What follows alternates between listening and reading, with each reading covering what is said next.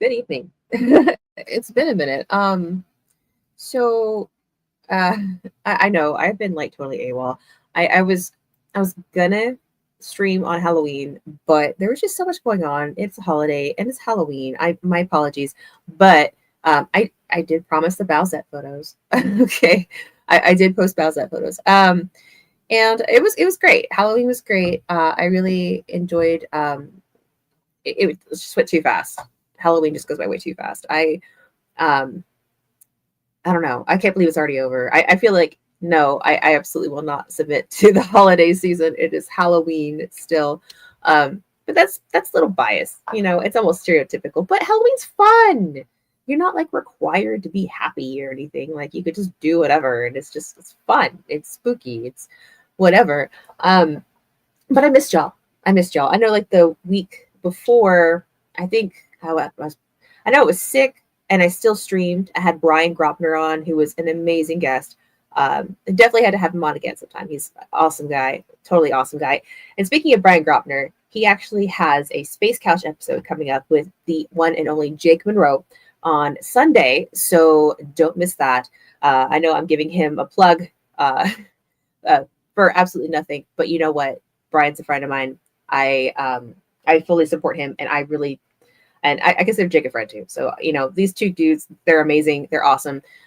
So check it out. It's gonna be something that you don't want to miss. So if you're not already subscribed to Space Couch on YouTube, go ahead and subscribe to Space Couch on YouTube. You won't regret it.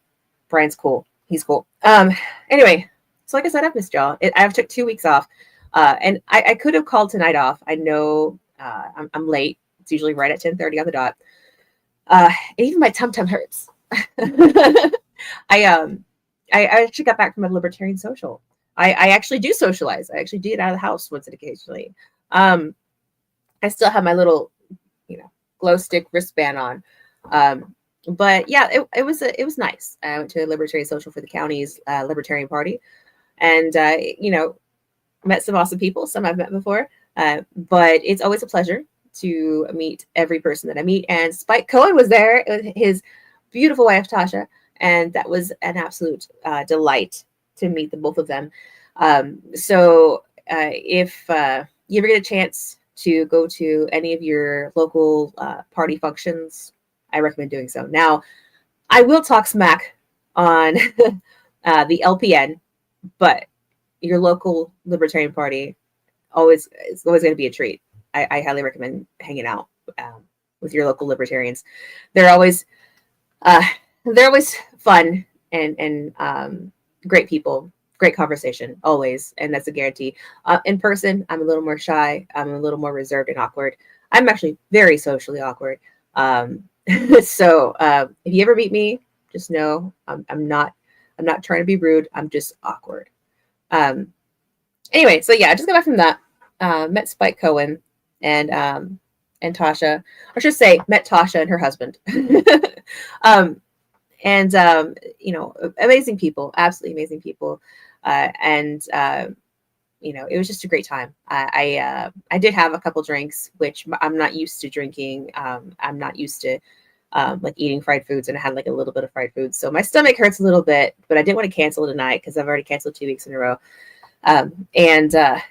Yeah. So what we got to talk about tonight? We have a few things. We don't have like, how do we say it? We don't have like a huge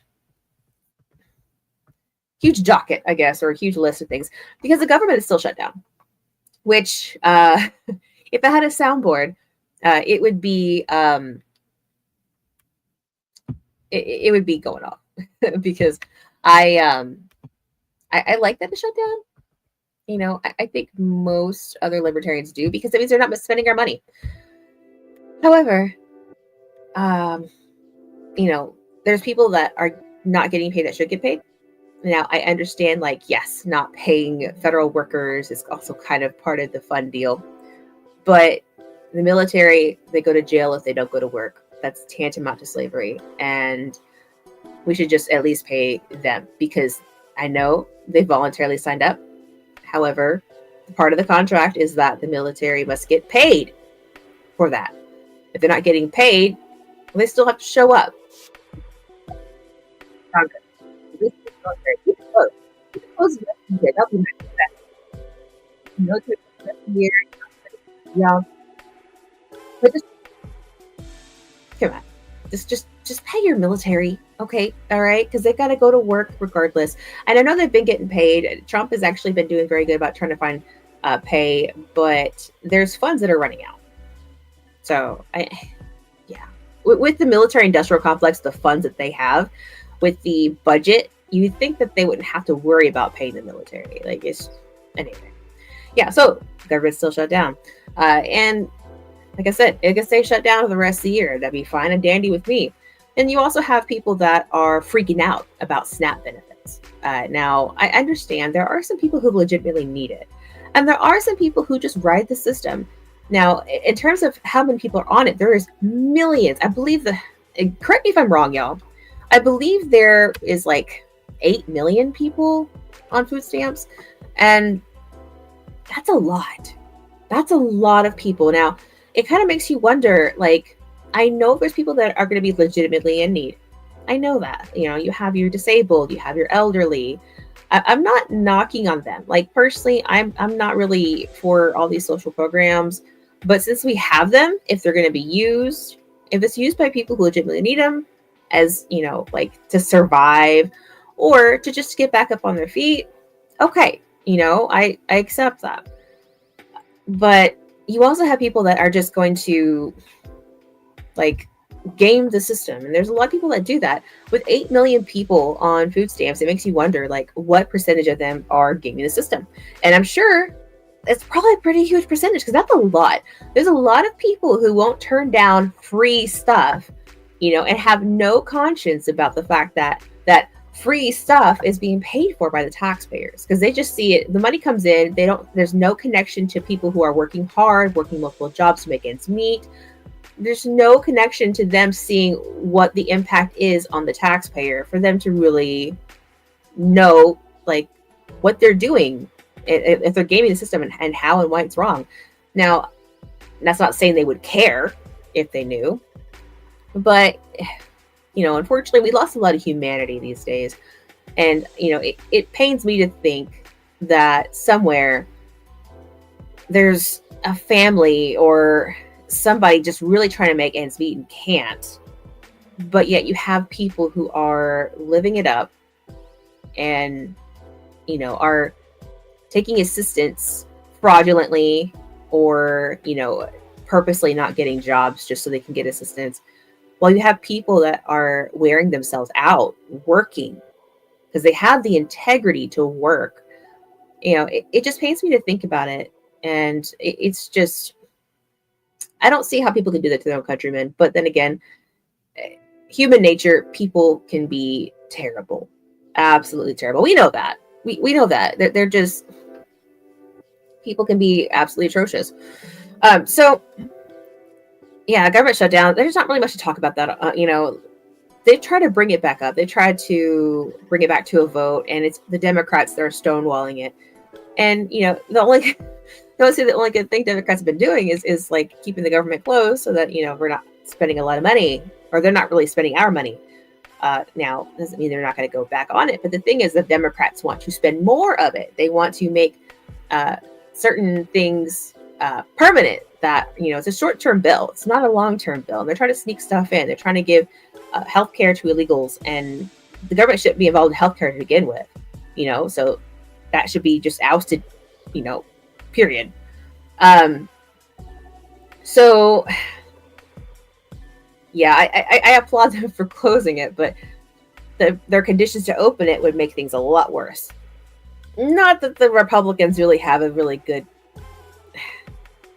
budget there, because if Mr. Massey votes no, he who has actually read it, because he reads them, I trust Massey, because he is the only consistent person in the House that seems to actually read everything.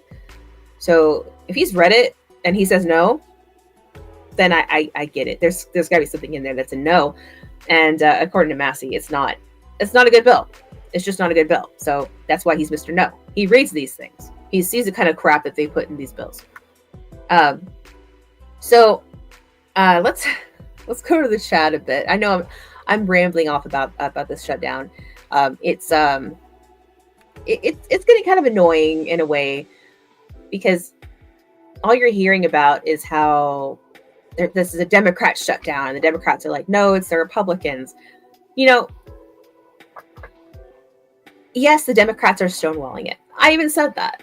However, even Marjorie Taylor Greene threw her people under the bus. I say her people. She seems to be a lot better than a lot of them.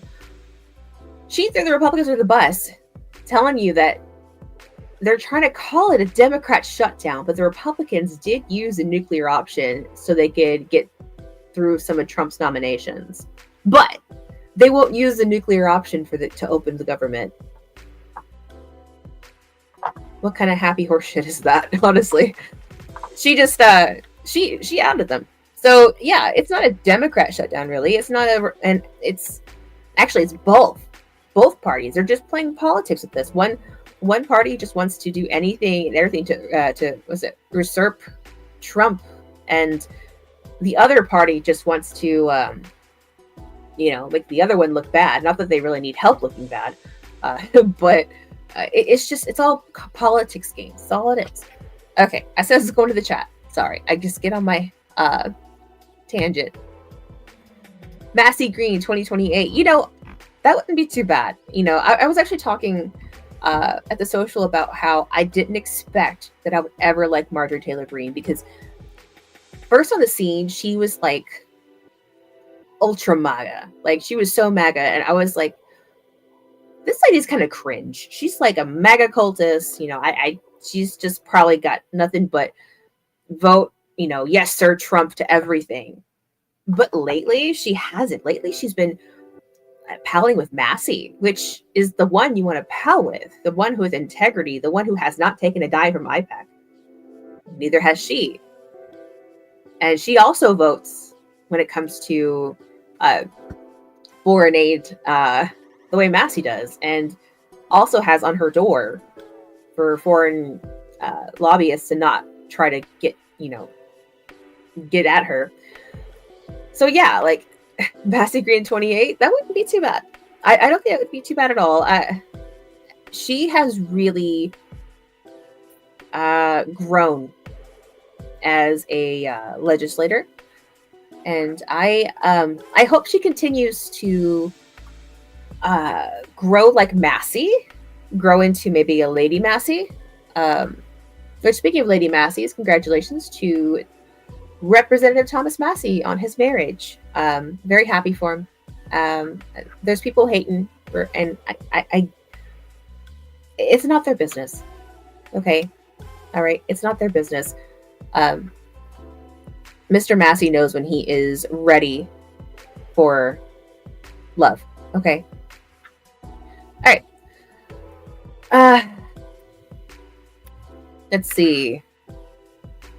Oh, so that would be a Democrat ticket.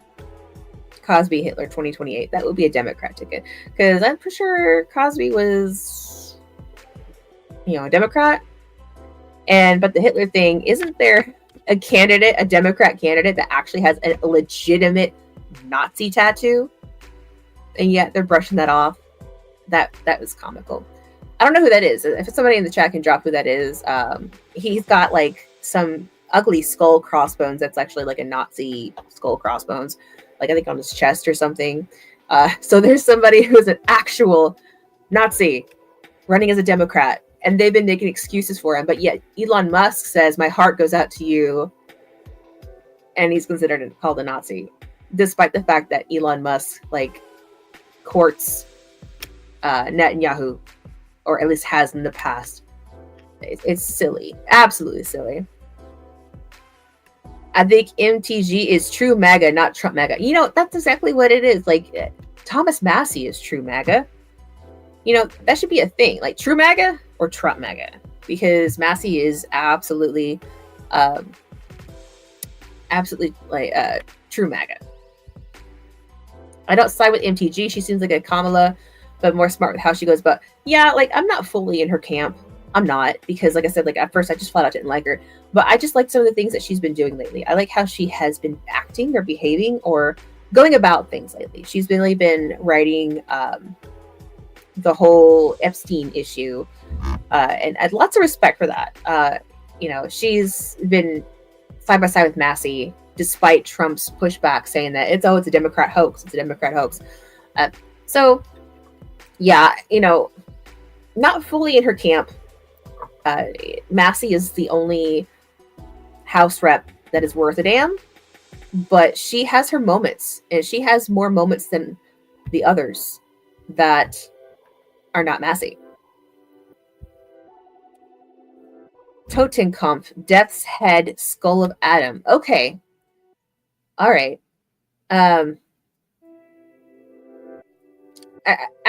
can bring up a picture. Let's see what his name is, or is that his name? I gotta look this up because it floored me. All right, Democrat candidate, Nazi tattoo, Graham Plattner. I'm not a secret Nazi, he says. And then Bernie Sanders backsman. Okay. Let's pull up the AP one, and I'll pull this up. So he's a Maine Senate candidate. Let's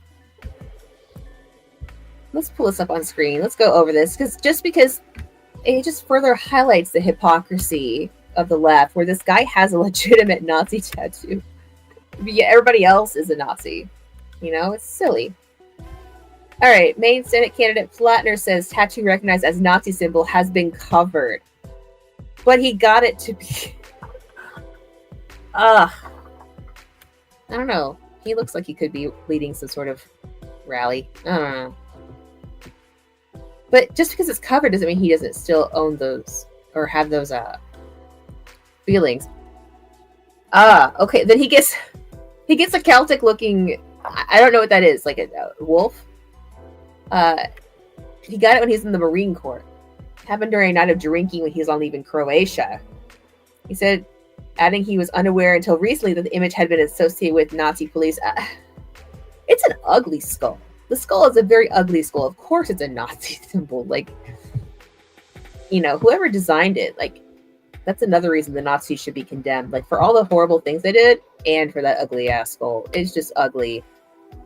It looked like some sort of, like, terrible looking flash tattoo from, like, some sort of, like, shore leave tattoo artist. And I'm not talking about the actual design itself, not his actual like the work that the artist did. I'm trying to see if they posted the picture of it, but it doesn't look like they did. But what he covered it up with, you can still kind of see it, like right there and right there, because it's an ugly skull crossbones. Like, I'm a connoisseur of skulls and crossbones, and it is an ugly skull and crossbones. And yeah, regardless of the symbolism, it's also ugly. So he had to either been super drunk or oh wait, it's a Sleipnir tat, basic Odin's horse, because neo-Nazis use Norse symbology often. So he's basically he's replacing one thing with another that could still have the same connotation, and they're still defending him. You can't make this shit up, y'all. Anyway. All right, so did y'all see that interview with Sydney Sweeney? She looked like she had it with this girl. This lady was interviewing her, and she's just kind of to the side for this interview, just very nonchalantly, very like doesn't give a fuck. Like, and applaud her for that, because people try to drag her for no reason for a damn jeans ad. Like, really? So So this interviewer, I don't have the interview. I didn't think to pull it up, but I'm sure you can find it anywhere. It's gone viral now. So the interviewer tries so hard to get Sydney Sweeney to apologize for this jeans ad. Mind you, she just appeared in the jeans ad, said some lines, and that was it. Okay? Simple as that. And the lady was adamant to try to coerce her about how it was taken. Basically apologize for how people took it. Although how people took it is not how it was intended. And then some people, of course, try to say dog whistle, but that it was not. Come on. All right. Like, the only physical activity the left does is mental gymnastics. Okay? Because that's all they did to try to put this on Sydney Sweeney. And it was horrible. They seriously dragged her. And she refused. She just flat out, it's like she knew what was coming.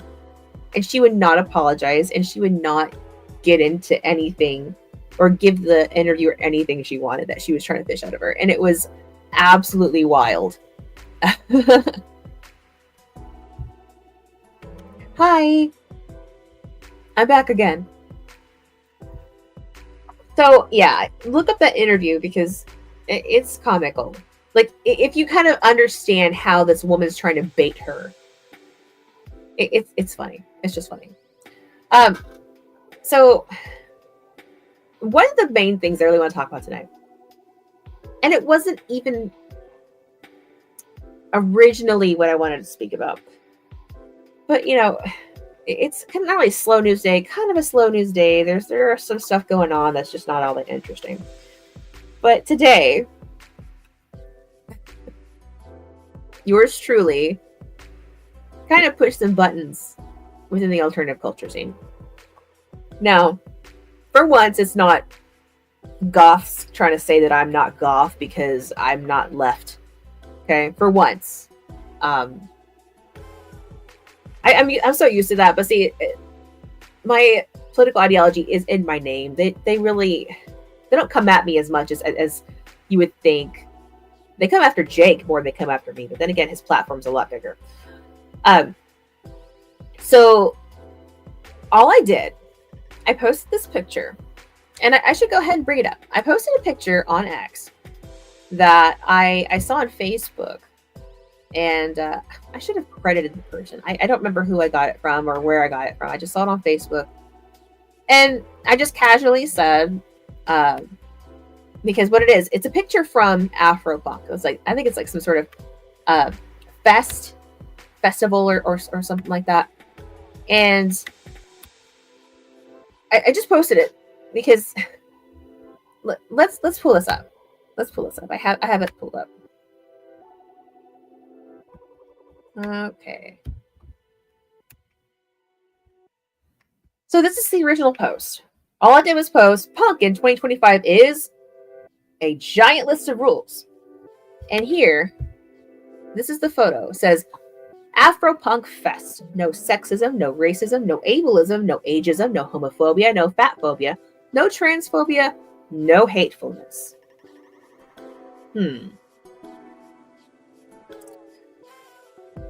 But it's a punk fest.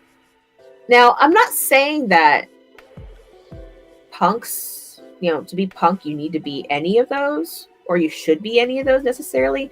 The point of punk is that the only rule of punk is that there are no rules. Right? It's like, it's the whole conformist thing. Like, you either subscribe to all of these in this list, or you cannot hang out with us nonconformists. If you don't conform, you can't be a nonconformist with us. It's almost just like the South Park thing. Or even that emo kid song, like, you'd be nonconforming too if you were just like me. I know I kind of like changed that a little bit. But that list, there's 8 things on there. Even just one thing, like, try to tell people how they have to think a certain way, they have to, think or be a certain way, is so anti-punk. I'm not even punk. I don't claim punk, like, 'cause I'm not punk. Like, duh. Like, but I've grown up around punks. I know a lot of punks, and they are the most like don't give a shit, like fuck you types. Like they're just like whatever. Like I don't care what you think. I don't care what you have to say. You know, like they're the most like truly like embodying like the anarchist spirit. Those are the punks that I've always known.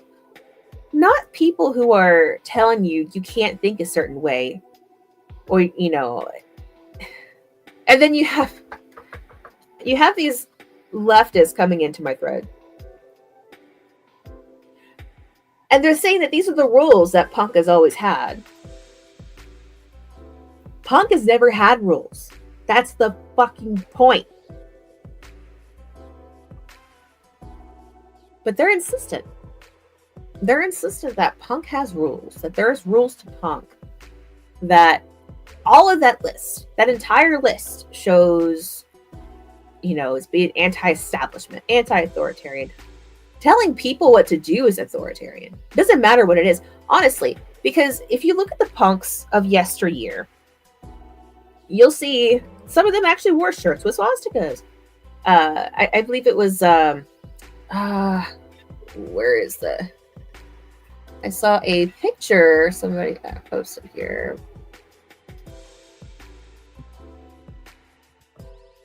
It was like the super old punks. I forgot who it was. I know I know his name, but I can't put name to a face. Was wearing an actual t-shirt with a swastika, and yeah. Well, here's this thing from John Lydon. From the Sex Pistols, one of the OG punk bands, saying, I never thought I'd live to see the day when the right wing would become the cool ones giving the middle finger to the establishment, and the left wing would become the sniveling, self-righteous, twatty ones going around shaming everyone. And of course, they dismiss him. But he's one of the people who was the OG, like, the Sex Pistols. And then, yes, you have these sniveling, self-righteous, twatty people dismissing the OGs because they are insistent on these rules. Now, I'm not saying that it's good to be any of these necessarily, all right? I'm not saying that you have to be all four of those. You need to be sexist. You need to be racist and ableist and ageist and homophobic and fatphobic and transphobic and hateful to even consider being punk. No, that's not the point. That's what a lot of people who are on the left disputing this post are not understanding. It's not the point that of what they're asking or what they're demanding. It's the fact that they're demanding with a list of what not to have or what not to do. That's the point. It's not, it's like, how do I put this? It's like, it's not what the content, it's not the content of it. It's the fact that there's content to begin with. Because with punk, it was about true rebellion. The actual truest, most rebellious part of any alternative subculture was the punks. They are the ones who were completely anti-establishment, anti-authoritarian, like the true embodiment of anarchy. And somebody also said, anarchy means no leaders. It doesn't mean no rules. Well, who's going to enforce those rules? All right? I'm talking to you, Ann Combs. Who's going to enforce those rules? I don't think that...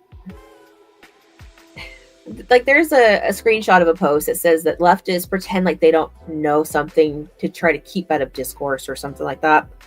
And I do think that's true. But I also think that they really don't get it sometimes. Because it's like this whole, like, does not compute NPC thing. they're not understanding that. Um,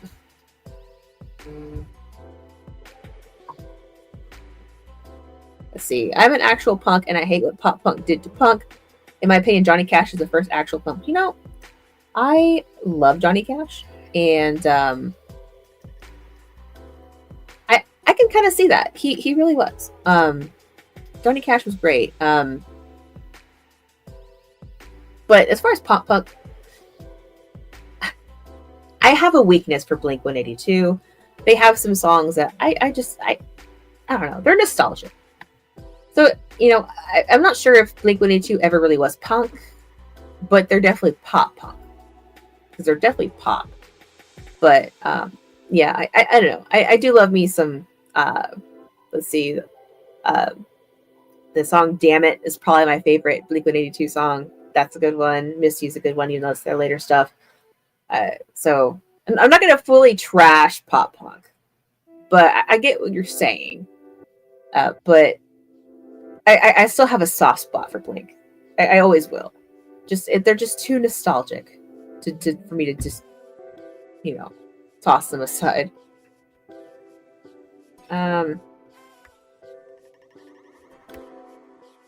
They're pop rock. I guess you could probably say Blink is more pop rock. Yeah. That kind of reminds me, though, calling it pop rock or pop punk. Whenever I was in high school, I had this. I think it was the first one. It was Punk Goes Pop, and it was like punk bands covering popular pop songs. And I think I wore that out because it was just like so much better. Like the punk bands did so much better than the original, you know, pop song. I think they're. I think what was that Madonna song? Like a Prayer. Like a Prayer was on it. So if you know that Punk Goes Pop album series, the first one I think had Like a Prayer. I had that one, and I should probably see if it's on iTunes. You know what? Since we're just kind of chilling tonight, it's not super serious. I'm gonna look.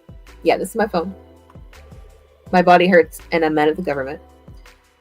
All right, let's see. Punk Goes Pop. If so, I'm gonna recommend it because it was cute. Like, I know it's not like super punky. I also gotta see what bands are on it too.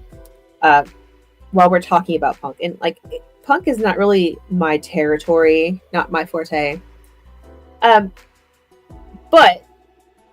you know, from alt culture to alt culture, like a sibling of an alt culture, I can somewhat say, okay, so there is Punk Goes Pop. There's quite a few. Let's see if they have the years in, or if I recognize the cover. And then they list Sublime and Weezer on here. All right, Pop Goes Punk Volume 6, that was 2014. Volume 3, oh, okay, now they have the volumes. Oh, yes, they do have it. Okay, some of these bands I would not consider punk, but let's read what the first Punk Goes Pop. And now I remember, like, that was the cover. It's like got the Grammy or something on it. Oh, wow, that's nostalgic. 2001. It came out in 2001. That shows my age. Okay, so here's the bands that are on it. You got Dynamite Boy, Slick Shoes, Yellow Card Punk, Stretch Armstrong, Rufio, Further Seems Forever, Noise Ratchet, and Sean O. Element 101, Knockout. The starting line was it Punk? Keepsake, Reach the Sky, Fake ID, Show Off, Thrice, Nicotine, and Student Rick. So that's the starting line was not punk. They were very poppy themselves. So I don't know if that's like Pop Goes Pop right there.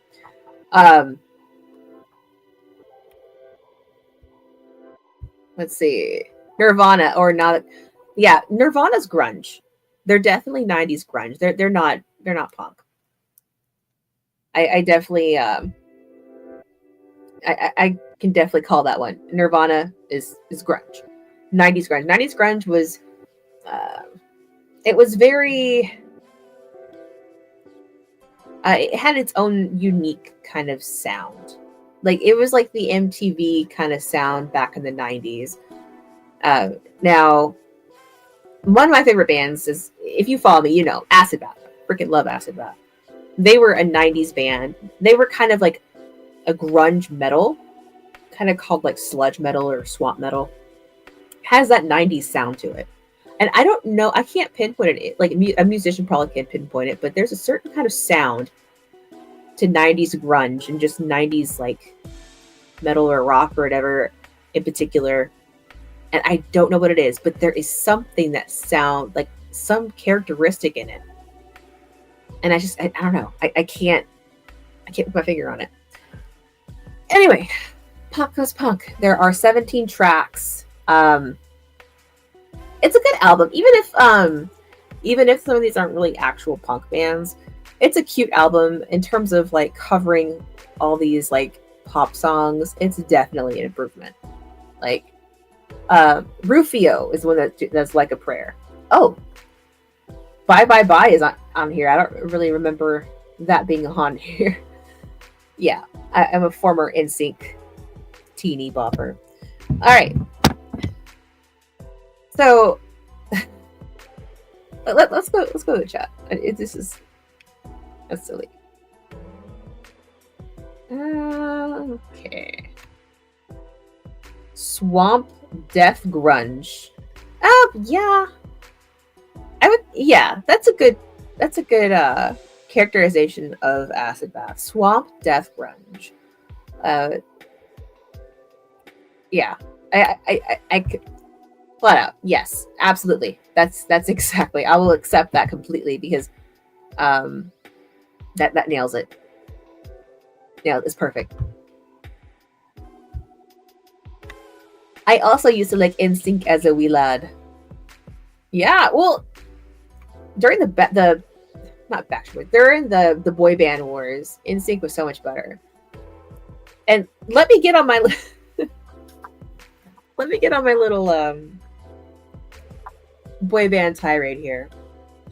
So NSYNC was better for a multitude of reasons. They were actually better dancers. They had better choreography. When they danced, they actually looked like they were into the dancing. Like the Backstreet Boys, when they danced, they looked sloppy and they looked lazy. Like they just didn't care. But NSYNC actually put work into it. Even Joey Fatone, his last name spelled Fat One, and he was known as the Fat One too. But anybody with any kind of knowledge of music will know what I'm talking about when I say this.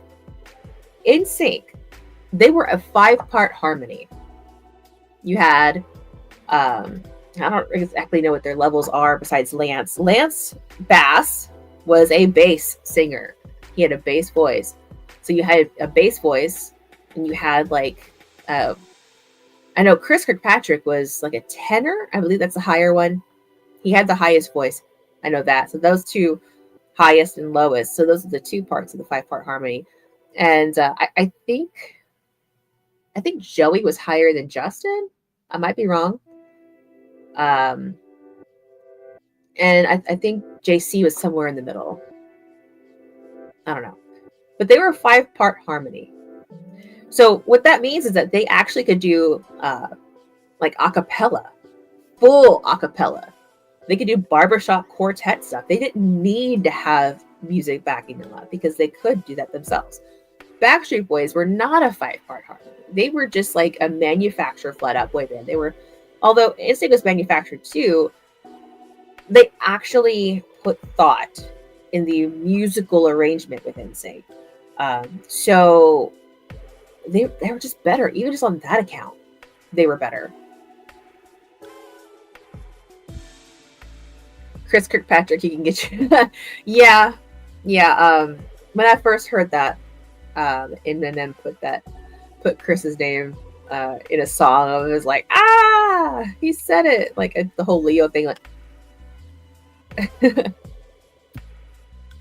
soprano or alto. Those are for female voices, soprano and alto. But I think depending on the range, a male could hit that. I'm not entirely sure, but usually those are female voices. I was a soprano in choir. Backstreet Boys came out in like '94, and it was like new Jack Swing stuff. Yeah, and they were so young. I think Nick. I know Justin was like 14 or so when NSYNC when he joined NSYNC when NSYNC started, and I think Nick Carter was also quite young too. I think they were the youngest ones. Uh, Sorry, I'm tired. Could be wrong. Um, but um, weren't they made by the same producer? But NSYNC wrote their own songs. Yeah, NSYNC did write a lot of their own songs. They actually gave them a lot more creative freedom, and I think that's what helped contribute to not only their success but their sound, their improvement in sound. Now, Max Miller, I believe, he was like one of the big pop songwriters of like that time. I know he wrote songs for Britney Spears. I think he might have done some for NSYNC and Backstreet Boys too. But towards the end of NSYNC, they did start writing their own songs, or at least not all of them, but they did write quite a bit of their songs. So that was pretty cool that they gave them that sort of creative freedom, which is great. Whenever you give the artist the creative freedom to do something, it turns out so much better. Like the Loki series, for instance, is proof of that. They gave Tom Hiddleston creative freedom with Loki, a character he basically helped build and entirely in terms of with the character itself as a method actor sort of thing. So that's why that was so good. And that's why later NSYNC was actually phenomenal because they let them write their own shit. But yeah, in terms of the producer, it was Lou Pearlman. Lou Pearlman was basically the head cartel honcho of all the boy bands from Orlando. And they all kind of were based out of Orlando for the most part. And Lou Pearlman apparently was I saw there's like a documentary about Lou Pearlman and how he mistreated the boys. He took boys who didn't really have anything, who were extremely talented though. Don't get me wrong, they're extremely talented. But they were young, and he would give them like little vacations, take them to his house, ride jet skis. He had pool tables and all the fun stuff at his house. And he basically had them over. I wouldn't say wine and dine them because they were kids. They were young. They were just young boys. And then he would underpay them. He was making so much money off of these boy bands, and he was underpaying them. And it actually ended up getting him in a lot of trouble, not just because of that. Like, I know he was sued, and sorry, and then a lot of them wanted to like leave. Yeah, so professional. I'm yawning on live stream. A lot of them wanted to leave the contract with Lou Pearlman because they realized, hey, like, we got all this fame, we're not making up this much money. There's no reason we should be making more money. And of course, they wanted more money, but a lot of times when artists and people want more money, it seems like it's greed. But in the case of Backstreet Boys and NSYNC, they actually were worth a lot more than they were receiving. So they actually were highly mistreated back in the day by Lou Pearlman. I think he died in jail, if I'm not mistaken. So yeah, grooming them to be pop stars seems worse. Well, yeah, some have actually done well. Well, I say some. Justin Timberlake is now an actor, and some of the other people that were in those boy bands still do stuff now. Joey Fatone's been on Robot Chicken quite a few times. And Lance Bass was going to go into space, but now he's like a TikTok gay dad or gay uncle of TikTok, something like that. So I don't know, but they're still kind of doing stuff. It's Hollywood. They probably were wined and dined, unfortunately. But yeah. To be honest, I wouldn't doubt if that mansion that he had where he was taking all the boys to hang out, ride jet skis, and play pool and do all this other stuff. I wouldn't doubt if he let them drink too, just to be completely honest. Because if you're trying to earn the favor of young teen boys, you're not going to restrict them from drinking. If they want to have, drinks, sure, you're going to let them as long as they stay there, right? That is what I think a evil mofo would do. I missed Justin Timberlake's solo career in the mid 2000s. Yes, he did pretty good. Towards the end of NSYNC, you can kind of tell he was going to go solo. He started getting a lot more solos. Although JC was the better singer, and I will die on that hill. JC Chasez was the best singer in NSYNC. He was, or it is, or was. I don't know. He is the one that should have blown up afterwards, but Justin Timberlake had the pretty boy factor for the sake of like he was the most popular, and he did this cringy beatboxing thing for a while. He was a little bit of an attention whore, and so when he went solo, he was already kind of established. So nobody was shocked when he went solo, and now he's like mostly doing like Hollywood. I think mostly just like Trolls. He's the voice of this troll on Trolls. But yeah. Oh, here's one. Justin Timberlake guest stars on the Lonely Island songs a lot. Yeah, he does. He really does. It makes him look like he has a sense of humor, but I heard he's really a cocky asshole. So, like, my favorite was Chris. All right, like, I liked Justin, but then I switched to Chris, and I was like, this guy seems a lot more likable.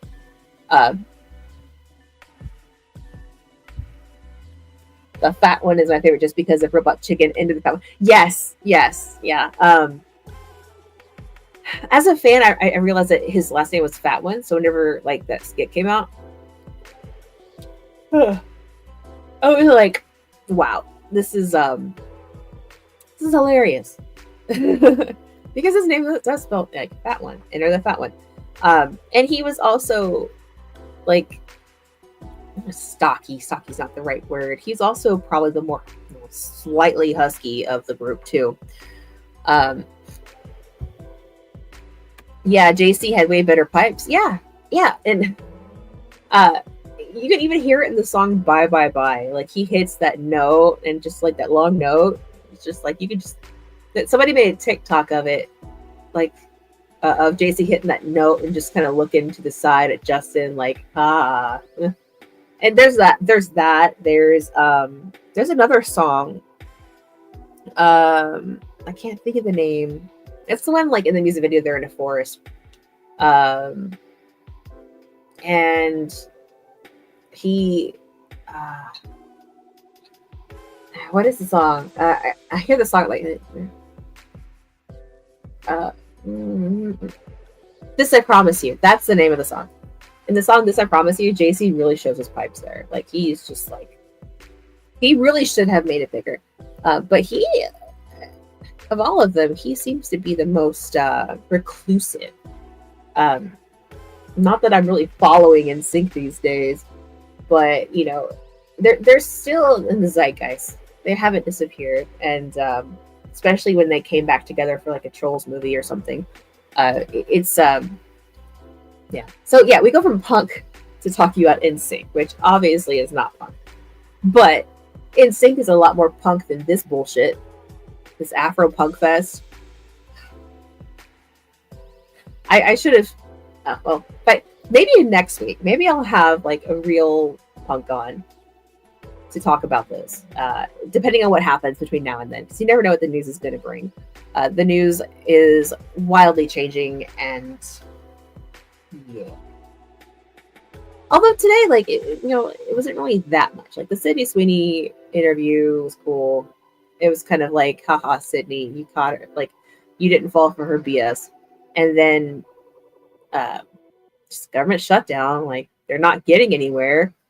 The Republicans won't use a nuclear option, so they can cry that it's a Democrat shutdown, and the Democrats won't budge because they're contrarians.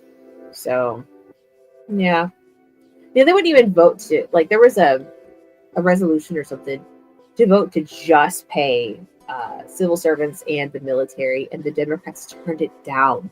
They like to use people as leverage, and that's just disgusting. It's yeah, I can't fathom the mindset of anyone in the Democrat Party like that.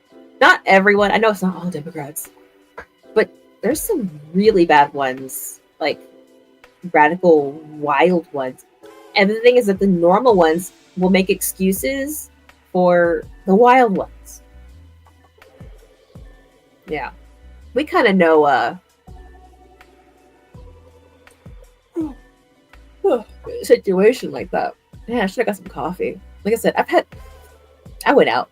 I had a couple drinks. I'm not, I was good enough to drive it. But yeah, I probably should have gotten some caffeine right before I hopped on.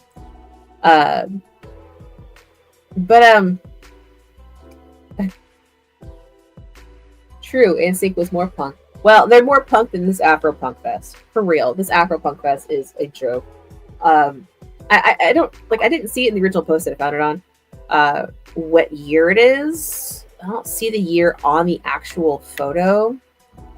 Let me look. No, I don't see the year on the photo itself. But the thing is that once you make rules like that, you put them out there then it's no longer punk. Like, a punk will just do those things if they want to, because they do what they want. You don't have to make a list for them. You don't have to make a set of rules, because they're going to do what they want regardless. That's part of being punk. You just do what you want. Like what Rage Against the Machine thought they were. That's what punks were. Like, F you, I won't do what you tell me. That's what real punk is. Of course, Rage Against the Machine is rage on behalf of the machine. But yeah, we all know that. Honestly, the Rage Against the Machine song is the only reason why the Crow soundtrack is not a no skipper for me, because that's the only song that I skip, is the Rage Against the Machine song. I always hated it. I don't like his voice. I always thought it sounded whiny, and then I listened to the lyrics and I was like, this is some commie gobbledygook. You know, I didn't say gobbledygook, but you know, it's just some commie BS. All right. Anyway, let's take a word from our sponsor. Now, speaking of sponsors, there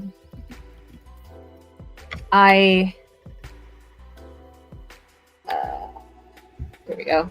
LibertarianGoth.com. This shows today's sponsor. Yes, the Liberty Trap calendar is out now.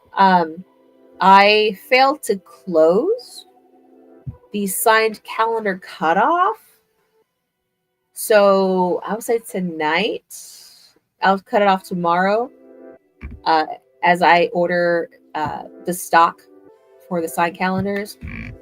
But if you want the unsigned, they are absolutely, positively available right now. So you can order your regular calendar, $29.98, 2016 calendar, or part of the pre-order for the signed calendar. With that, if you want me to write you a little birthday note, like put a heart around your birthday, leave your birthday in the notes when you check out, and I will do that. If you've already purchased or pre-ordered one and you didn't put your birthday on it, DM me. If you can't DM me because for some reason, like, it's not available for you to, drop in a thread of mine and tag me to tell me, and then I'll get your birthday from you. Because I want to make sure that I, like, if you're paying like $40 for a signed calendar, I'm flattered as all hell that you even want like my chicken scratch to begin with, or even want like me on your walls. So I'm gonna do all I can to just like write you a note if you want, like circle around your birthday. I also need to get some of the pinups printed to throw in there because last year I threw like one random pinup. I'm also going to include some stickers that I got from Dan Behrman, the uh, taxation is theft stickers. Throw some of those in there for all the pre-order or for all the signed calendars. Now, when I order the stock, there's not going to be a lot, so the only way to guarantee is to pre-order. I know I'm like a broken record saying all that. Or if you don't want signed, you can always just get the regular one. Oh, January. It shows in January. But yeah, still available. 2026. The 2025 calendar is still available. $5 off the rest of the year. Obviously, we're towards the end of the year. So if you want the 2025 calendar just to have it and have it maybe for December or the rest of November, that is still available. Now, the $5 off does cut off automatically. You don't have to do anything or put in any code. I have it set up to where, where after you put it in your cart, you go check out, it's going to take $5 off. And I have it at $5 because these things do cost to make, so I try to give you as much of a discount as I can. Anyway, all right, so we are nearing the end of the stream. How about I give you $40? You draw me. I guess I could. Sure. Yeah, I could draw you a doodle. I guess. I would say I'm not a good drawer, but I'm over here trying to learn how to tattoo, and I shouldn't be like downing my artistic abilities in tattooing. Anyway. I appreciate y'all coming out, hanging out with me tonight, chit-chatting. Yeah, I know I'm tired. I'm dragging. I'm yawning. I need to get more sleep. I haven't had a lot of sleep, but I couldn't cancel again tonight. That'd be 3 weeks in a row, and I missed y'all. So, I genuinely like enjoy doing these streams and hanging out with everybody, live chatting and whatnot. So, really, thank you. I'm not gonna do an Elon. Okay, I'm not gonna get accused of anything that is not true. But yeah, thank you for coming, even though I've been off for 2 weeks. And yeah, I don't know. I'm tired. I was gonna tattoo myself tonight, but I think I'm gonna go to bed, wash my face, and go to bed. All right. Well, I hope you all have a great weekend, great rest of your night. If you are tired, like I am, go get some rest. If not, go do your thing. I'm going to wash my face, get my jammies on, crawl in bed, and then maybe play a little bit of Words with Friends until I fall asleep. So, yeah. All right. All right, my lovelies. Remember to always lead with kindness, unless they don't deserve it.